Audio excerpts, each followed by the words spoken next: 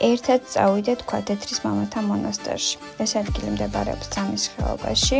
ასვლისას იშლება ულამაზესი ხედები და დაგვხვდება ძალიან საყვარელი პატარა ეკლესია. ის მოლოცვასაც შეძლებთ. აივსებით სულ სხვანაირი ემოციებით და დამეჯერეთ არინანებთ. აქ წასვლა კი შეგიძლიათ ჩვენთან ერთად. ჩვენ ტურზე შეგიძლიათ დაათვალიეროთ ეს ეკლესია, მოილოცოთ. დატკბეთ ულამაზესი ხედებით, გადაიღოთ ბევრი ძალიან ულამაზი ფოტო, აისოთ სხვანაირი ემოციებით და წყნარად მშვიდად დაბრუნდეთ ისევ უკან. დამეჯერე არინანებთ.